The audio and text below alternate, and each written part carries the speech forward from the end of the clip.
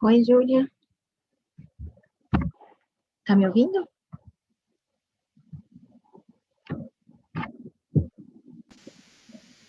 Olá. Oi, Mari. Deixa eu falar, eu não tô conseguindo colocar esse background, sabe? Ah, não tem importância. Tá Tá bom. tranquilo. Ah, é porque eu gostei muito. Só que é isso, vai ficar tudo embaçado a minha cara e tudo. Normalmente é porque precisa ter um fundo bem sólido. Entende? É, Tipo uma assim. parede lisa. Normalmente é por isso.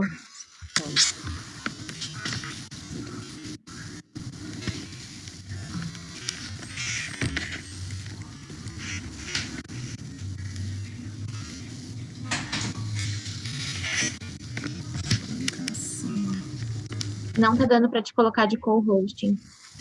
Tem que Tá, ser só. eu não consigo ficar com a parede lisa, entendeu? Não tem importância. Fica tranquila quanto a isso. Isso é perfumaria.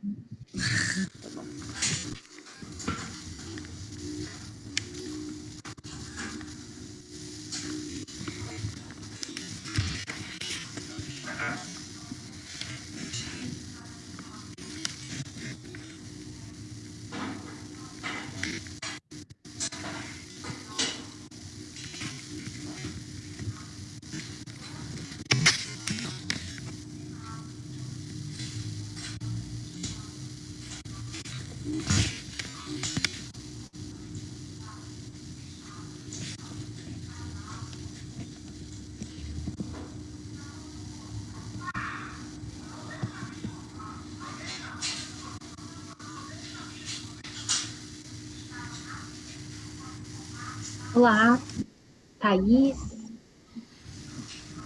Fernanda, tudo bem?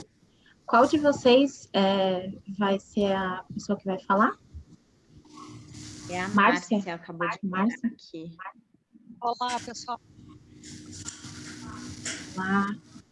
Olá, boa tarde. Olá.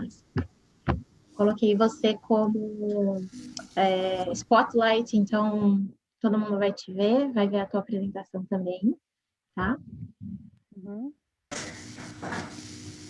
Estou aqui colocando as pessoas no mudo, gente, desculpa, mas vocês sabem que é necessário, né? Só porque fica um ruído.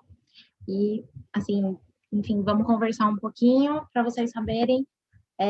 O público que está inscrito, né, recebe uma mensagem, então começa a chegar. A ideia do café é que fosse uma conversa de 30 minutos, né? Então, algo com uma apresentação que talvez pudesse ser ainda mais curta, e a gente tem esse link que ele expira, né? Então, a gente tem 30, vamos até as 4 horas com esse link. Então, as pessoas entrando, eu estou vendo aqui que tem algumas pessoas que já estão entrando, a gente pode começar. E está sendo gravado também, né? Então, depois a gente pode decidir em conjunto se a gente põe pílulas nas redes sociais, né? Se a gente usa de alguma maneira. E aí a gente pode divulgar também para as pessoas que estavam inscritas e não puderam participar. A gente teve uma ótima.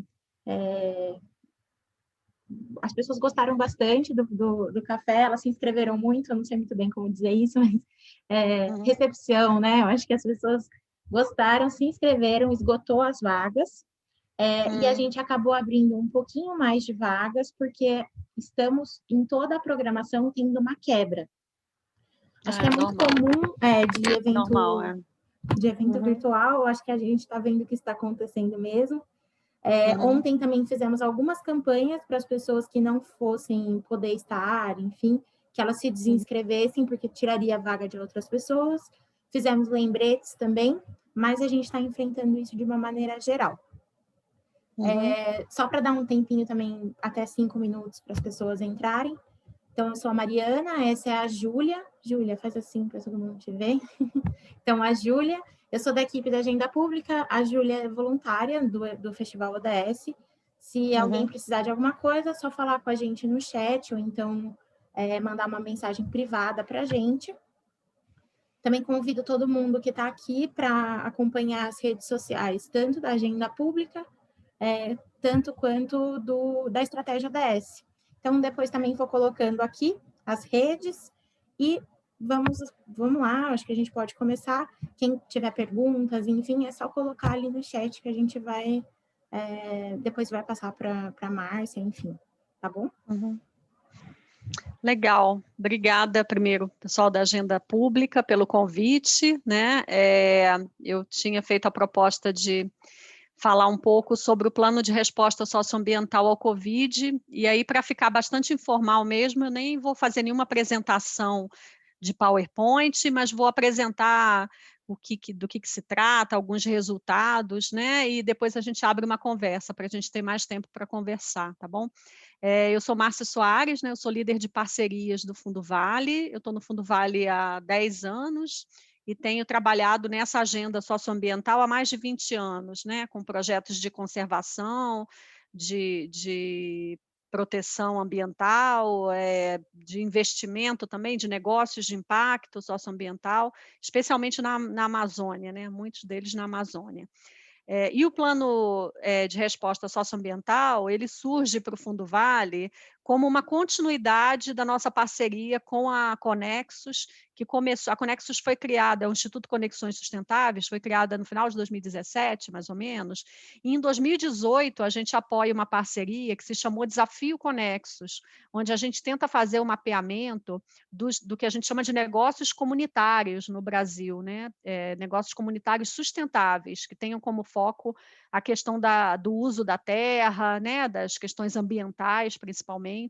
E nesse mapeamento, nesse grande mapa, foi feito um diagnóstico de mais de 1.000 negócios, 1.040 negócios em todo o Brasil.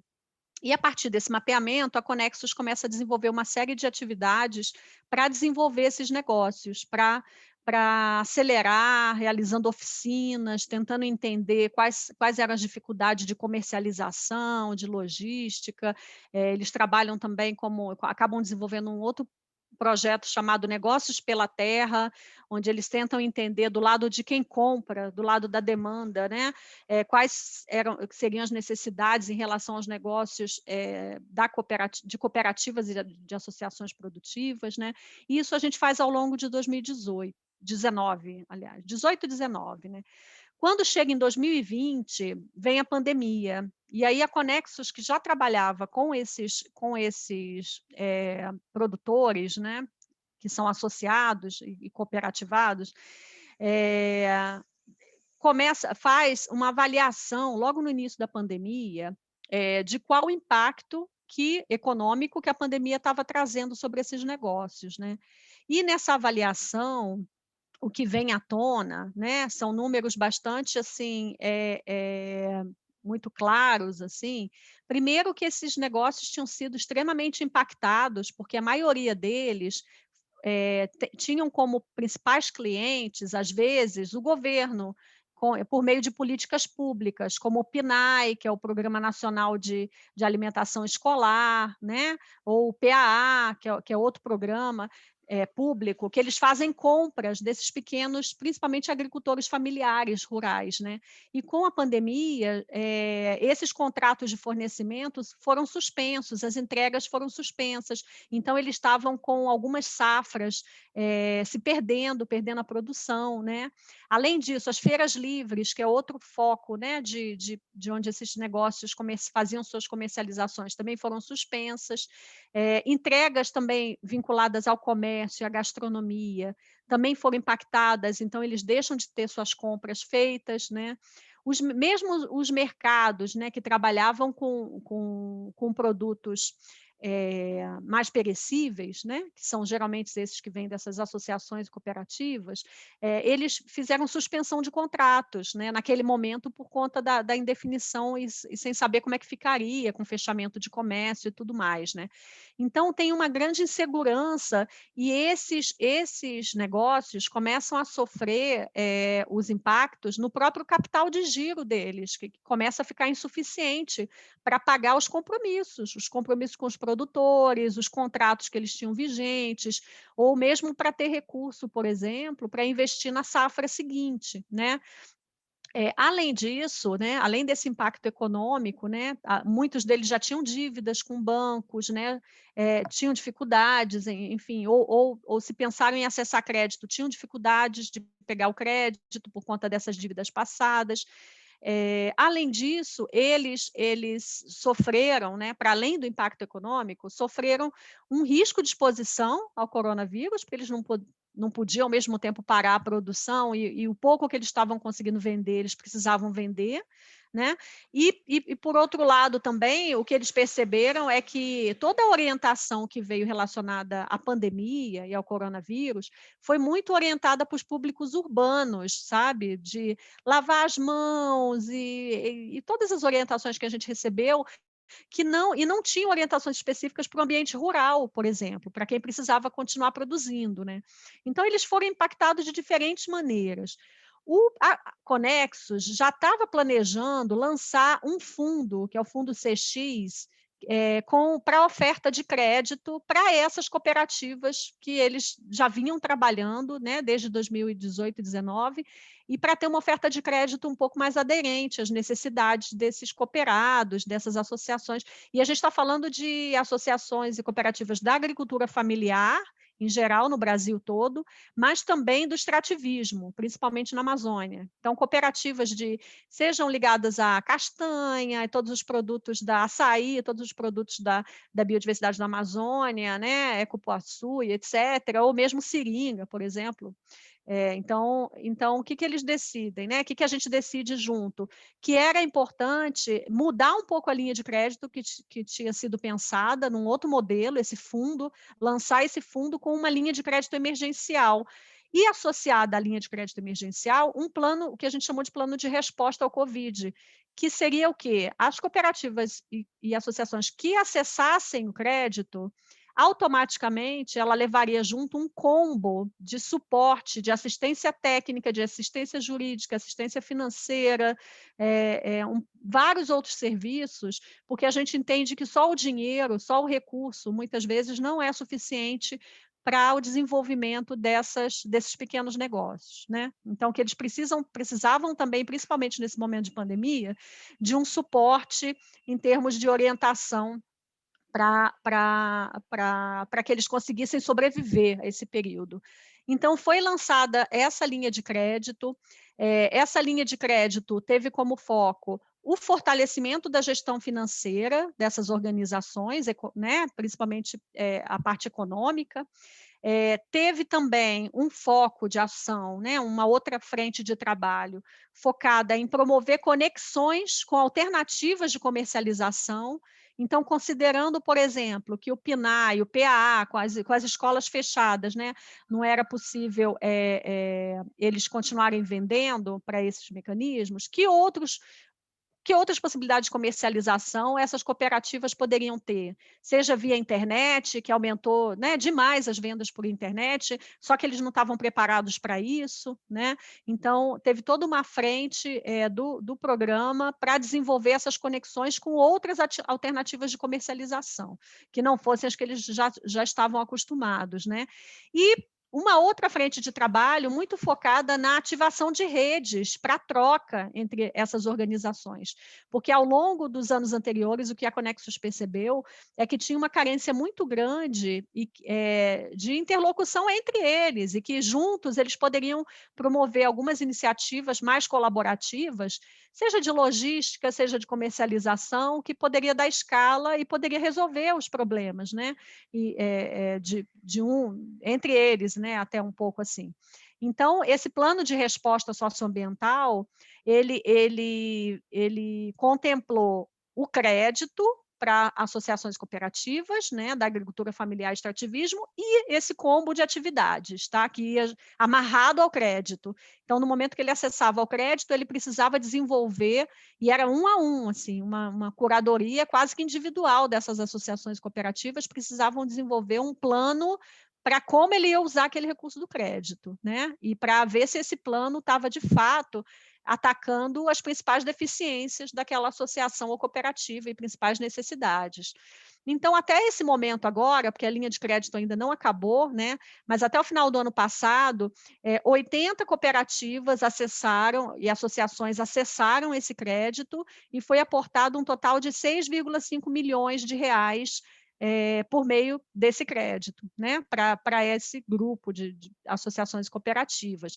É bom dizer que parte deles já está retornando, né? Quando a gente fala de crédito, a gente está falando de empréstimo que foi concedido a uns juros de 6% ao ano para eles, e com a ideia de ser um investimento de rápido retorno, porque eles iam usar como capital de giro, iam poder solucionar o problema imediato da safra ou alguma coisa assim, e poderiam começar o repagamento. Tiveram um período de carência, alguns de 6 meses, 8 meses, mas muitos agora já começam a retornar com pagamento. E o que a gente tem percebido é que desses 6,5 milhões, mais ou menos, que foram emprestados, 1 milhão já retornou, de reais, já retornou em forma de pagamento dessas cooperativas, né? Então, só para dizer que essa estratégia, né, que a gente desenvolveu junto com a Conexus, teve a parceria também do CNS, do Conselho Nacional de Povos Tradicionais Extrativistas da Amazônia, né? Dessas 80 organizações que acessaram o crédito, mais ou menos 50% delas estão localizadas na Amazônia. E para a gente, eles têm conectando aqui com o festival que é sobre os ODS, essa frente de trabalho dentro do Fundo Vale, ele vai muito, muito, muito em encontro ao ODS 2, que é do Fome Zero e Agricultura Sustentável, tá? E além da questão do consumo e produção responsáveis, que é o ODS 12. Então, a gente consegue hoje identificar de forma muito clara, até inclusive em quais metas dentro desses ODS, né, que eles estão conectados. Então, por exemplo, dentro do ODS 2, de Fome Zero e Agricultura, a gente tem a meta 2.4, que é garantir sistemas sustentáveis de produção de alimentos, implementar práticas agrícolas resilientes, que aumentem a produtividade, né? A meta 2.A, né? Aumentar o investimento, inclusive o reforço da cooperação internacional na infraestrutura rural, seja de pesquisa e extensão agrícola, ou no desenvolvimento de tecnologias, né? Ou enfim. No ODS 12, por exemplo, de consumo e produção sustentável, a gente tem, por exemplo, 12.8, que é até 2030, garantir que as pessoas em todos os lugares tenham informação relevante, conscientização sobre o desenvolvimento sustentável e os estilos de vida em harmonia com a natureza, né? Apoiar o desenvolvimento e fortalecer as capacidades científicas e tecnológicas, né? E promover mudanças de padrão de consumo para um consumo mais sustentável. Então, a gente vê muita conexão com principalmente, né, o ODS 2 e o ODS 12. É claro que ele impacta a questão de mudanças climáticas, que é o ODS 13, mas eu diria que mais diretamente, né, esse plano de resposta ao Covid, ele atinge, né, ele beneficia diretamente e contribui com o ODS 2 e 12. Tá? E só para complementar, eu acho que a gente pode abrir aqui para uma agora para algumas perguntas, né? Eu queria trazer alguns resultados assim que a gente já conseguiu mensurar ao longo do ano de 2020, né, foi feito entre esses 80 negócios, né, quantos hectares, por exemplo, que foram beneficiados, e a gente fez uma conta de cerca de 32,6 mil hectares que essas 80 cooperativas abrangem, né? Além disso, a gente investiu dentro desse programa na formação de agentes de crédito rural, quer dizer, agentes que possam levar esse crédito até o produtor, né? Já que eles muitas vezes têm dificuldade de ir até algum organismo financeiro, né, de acesso a crédito. Então, mais ou menos 30 agentes de crédito rural foram treinados, né, ao longo do ano. Num total, mais de 100 organizações foram assessoradas em todo o Brasil. 80 acessaram crédito, mas algumas vieram consociadas, né, e vieram unidas em mais de uma. Nós tivemos, além disso, o que a gente considera que teve uma alavancagem de valor. Assim, o Fundo Vale não foi o responsável por esses 6,5 milhões, né, de crédito. Então, o Fundo Vale aportou um valor que foi um total de 4 milhões, só que a gente conseguiu alavancar mais 3,5 milhões de forma complementar com outros cofinanciadores, né, ampliando o impacto dessa atividade, né. E, além disso, a gente contabilizou um total de 10.500 produtores familiares beneficiados por essa linha de crédito, por meio dessas 80 cooperativas, né. Então, foi uma experiência assim, com uma abrangência muito grande e que está muito alinhada com a missão do Fundo Vale. O Fundo Vale é um instrumento do investimento voluntário privado da Vale, da mineradora, mas com foco em promover uma economia mais justa, inclusiva e sustentável, né? Então, eu acho que eu posso dizer que ano passado foi a nossa principal parceria, nossa principal ação de fomento, foi por meio desse plano de resposta socioambiental ao Covid, tá bom? Obrigada, Aí eu vou abrir para Márcia. perguntas, que eu acho que o tempo corre, né? Isso. E eu acho que o mais legal é a gente conversar também. Obrigada pela disponibilidade. Só para avisar todo mundo que entrou agora, a intenção é que o café fosse poucas pessoas conversando e, assim, um pouco mais ágil, porque tem muita coisa, né? 2 dias ficaram poucos para o festival. Acho que todo mundo tem aqui várias inscrições concomitantes. Sabe o que eu queria saber? A Vale está no território nacional. Muitos territórios muito diferentes.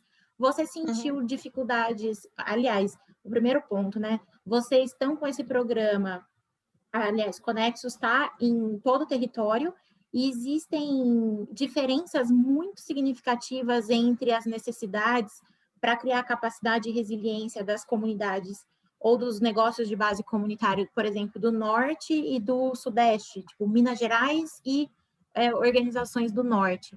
E quais são essas diferenças, assim, se tiver algo muito nítido? A principal diferença, sim, tem diferenças. O foco do Fundo Vale, a gente atua no país todo, mas a gente tem uma prioridade pela Amazônia, que é onde a gente tem um histórico de atuação de 10 anos, né? A principal diferença, eu diria, no caso dos negócios, desses negócios comunitários, é a questão de acesso à logística e infraestrutura, entendeu? Quem está no Sudeste tem facilmente como conseguir um transporte, tem muito mais facilmente acesso à tecnologia, à internet, que vai permitir fazer sua comercialização, que vai permitir entrar em contato. Na Amazônia, e lembrando que a Amazônia ocupa mais de 50%, quase 60% do território do Brasil, tá? É porque a gente acha que a Amazônia é algo pequeno, que está lá, que é uma mata, que é uma floresta, é mais de 60% do território brasileiro. Então, a gente está falando de uma produção muito dispersa, em locais de difícil acesso. Então, de fato, a principal dificuldade desses negócios é porque eles ficam isolados, é o isolamento, né? Eles têm dificuldade de acesso à internet, têm dificuldade de organização. Se você vai para o sul, por exemplo, tem uma cultura de associativismo e de cooperativismo muito mais antiga na região sul do que na região norte. Então, por conta, eu acho que tem uma questão cultural, mas tem a questão de que eles estão mais próximos, né, que ajuda muito na questão do associativismo.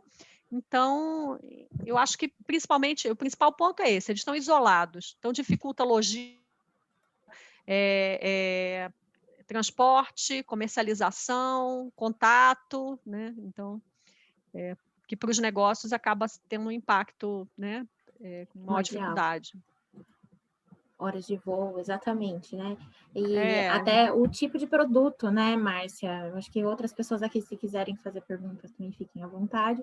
Mas eu imagino também que o tipo de produto, só porque me leva a pensar a tua foto aqui de trás, o açaí é um produto que não tem uma pós-colheita desenvolvida que faz aumentar, né, o prazo para que ele seja comercializado e etc. Então, tudo tem que ser rápido, mas ao mesmo tempo está com todas as dificuldades ali, né?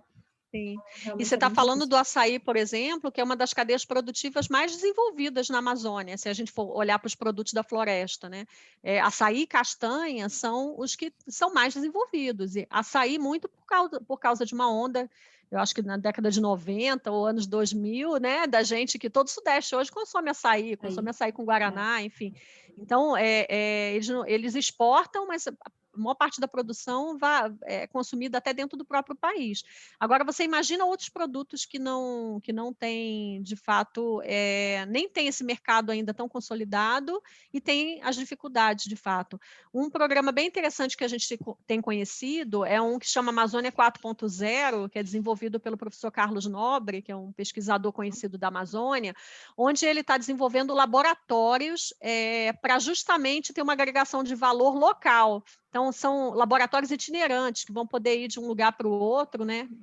Laboratórios de pequeno porte, mas que vão poder fazer um primeiro beneficiamento dos produtos em nível regional, justamente usando tecnologia, mas para garantir a durabilidade, né? Para que produtos não vençam tão rapidamente e para que eles tenham um valor agregado maior na própria região, né? Muito legal. Só para complementar aqui o pessoal do chat, bom, tem uma pergunta aqui. Eu coloquei um link para uma publicação que a Agenda Pública produziu no âmbito da estratégia ODS sobre dinamismo econômico na Amazônia. Alguns tópicos que você foi trazendo me remeteram a essa publicação. Convido aí a quem quiser fazer o download. Também está na nossa partinha lá de apoiadores, então tem o bannerzinho. E eu coloquei também da AMAS, né, que a PPA, né, Parceiros pela Amazônia, está lançando também, e é fenomenal, né, é muito legal, uma aceleradora de negócios para a Amazônia e na Amazônia. Então, também, se vocês quiserem aí conexões, me falem. E tem uma pergunta aqui, então, que é de que maneira que essas ações que foram emergenciais vão ser perenes, ou então como que vocês estão pensando nisso, né, de deixar essas ações mais perenes? Então, a Conexus, ela já vinha com um trabalho com organizações, né, de associações cooperativas, como eu falei, desde 2018, né? Então, é claro que a gente entrou com a linha de crédito emergencial agora, mas a ideia é que esse fundo da Conexus, que ele continue rodando, girando, podendo ter uma oferta de crédito de mais longo prazo depois para esses produtores. Um ponto que é muito importante que a Conexus vem trabalhando, que são nos agentes de crédito rural. O que acontece? Hoje a gente tem uma oferta de crédito com linhas subsidiadas pelo governo, por exemplo, o Pronaf, né? Você tem o Pronaf Floresta e outros, que são muito pouco acessados pelos pequenos produtores rurais. E é uma linha de crédito super subsidiada, que a gente não tem nem como concorrer na oferta de crédito em termos de juros e etc. Então, o que a Conexus está fazendo com o nosso apoio é preparar agentes de crédito, esses mesmos agentes de crédito que funcionaram agora, por meio de uma parceria que a gente está estabelecendo com o BASA, que é o Banco da Amazônia, eles vão poder ser agentes para a oferta de crédito do Pronaf, oferecendo uma consultoria técnica para que os produtores consigam acessar e fazer melhores projetos para acessar esse crédito que já é de uma linha pública, né, subsidiada. Então, isso a gente está pensando no longo prazo, porque tem muito dinheiro para ser destravado do Pronaf, que poderia estar indo para esses pequenos produtores e que, infelizmente, hoje está indo para o grande agronegócio, muito do crédito do Pronaf, né? É bem interessante ver a distribuição, inclusive, né? Quanto as cidades, de fato, têm contratos, tanto de financiamento quanto de subsídios, enfim, assim, é incrível como é também um ponto de desigualdade. Acesso a crédito, mesmo que seja um crédito relativamente acessível, ainda há muita desigualdade. Então, realmente, o impulsionamento das empreendedores, né, começa por aí também, né? A gente faz isso Sim. bastante em programas de dinamismo econômico nas cidades, de fazer treinamento para que isso seja entendido como um serviço público, esse apoio ao empreendedor rural, por exemplo. Sim. Esse programa, a parceria com Basa, foi bastante interessante, porque esses agentes de crédito que inicialmente estão sendo remunerados pelo projeto, vamos dizer assim, né, de uma forma com recurso da filantropia, depois, quando o sistema começar a rodar, o próprio Basa vai remunerar esses agentes de crédito na medida que os contratos forem sendo fechados de crédito do Pronaf. Então, é algo que a gente acredita que vai ter uma perenidade, né, no pós-pandemia, de aumentar o acesso ao Pronaf por parte desses pequenos produtores. Um outro trabalho que a gente tem feito também, que a gente acredita que vai nessa linha de tornar perene, é tentar desenvolver arranjos produtivos associados à compra, a grandes cadeias, a grandes players, por exemplo, garantindo que não só a produção seja sustentável lá na ponta, mas que você tenha uma distribuição mais igualitária de recursos ao longo da cadeia e que você tenha compradores querendo comprar essa produção sustentável do outro lado. Então, por exemplo, a gente tem trabalhado com a cadeia do cacau, especificamente, para tentar desenhar um arranjo onde a gente consiga visualizar toda a cadeia, desde o pequeno produtor, e todos sejam beneficiados, até ter uma compra garantida lá no final da produção dele, né? E com uma estratégia de logística e etc. E isso é para além da pandemia, entendeu? Esses arranjos. Uma vez que eles estiverem rodando, a gente acredita que isso vai de fato fortalecer. Além disso, apoio a programas de aceleração desses negócios, né? A gente tem muito, apesar do cooperativismo e os negócios sociais serem algo muito antigos, eles ainda são frágeis, muitos deles ainda não têm uma lógica de negócio, então a gente tem apoiado também o Fundo Vale, alguns programas como a Mais, que é essa aceleradora de impacto da Amazônia, né, que está até com a chamada aberta agora, acho que até dia 25 ou 28, enfim, mas está com uma chamada de negócios, né, aberta, que justamente para poder fortalecer esses negócios, para que eles também tenham suas capacidades, né, de gestão fortalecidas. Ô, Márcia, então, para finalizar, porque realmente daqui a 5 minutos acaba o link, você pode responder, então, essa última pergunta? No âmbito do Conexus, como que funciona a seleção das associações e cooperativas para participarem? E só para falar, gente, talvez o link termine, então a Márcia termina de responder, e aí talvez seja o nosso tchau já também. Uhum. Na verdade, a linha de crédito, se vocês procurarem, acho que não vai dar tempo de eu pegar o link aqui, a linha de crédito, ela foi aberta, né, ficou qualquer cooperativa, associação poderia lá se inscrever e solicitar o crédito, mas a partir disso, cada cooperativa e associação passou por uma due diligence, né, como se fosse um crédito, quando você vai pedir um crédito ao banco, né, uma avaliação, uma análise, é claro que não são com os mesmos critérios do banco, né, porque a proposta aqui não é só menos de excludente, fato, né? É menos excludente e mais com o objetivo do impacto que aquela cooperativa tem, né? E o impacto positivo socioambiental que ela traz, né? Mas eles passaram por uma avaliação para ver se da real necessidade do crédito, da real possibilidade depois de pagamento, de repagamento, de fortalecimento, e aí as cooperativas foram selecionadas a partir disso. Mas o processo é como se ele estivesse indo num banco, né? Pedir crédito, pedir um empréstimo, sendo que, além do dinheiro, ele levou uma série de outros benefícios também, de suporte, de apoio, de acompanhamento, que até hoje eu acho que a Conexus segue acompanhando no detalhe, entendeu? Essas cooperativas e associações. Gente, eu acho que cumpriu bem o objetivo, né, da gente conversar sobre um tema. Agradeço muito, foi muito legal. Eu acho o máximo quando não tem nem a apresentação, porque aí parece que realmente a gente estava conversando. Então, agradeço muito a disponibilidade de vocês. Tem mais coisa rolando, né, no festival, então convido também todo mundo para continuar na programação. Tem oficinas, tem cafés, outros acontecendo. E também, agora, a última sessão do Encontro Nacional para tratar dos ODS como caminhos para a superação, né, da crise que a gente está vivendo atualmente. Então, convido todo mundo para ir para lá. Obrigada, boa tarde. Tchau, tchau, gente. Obrigada pela participação. Tchau, tchau.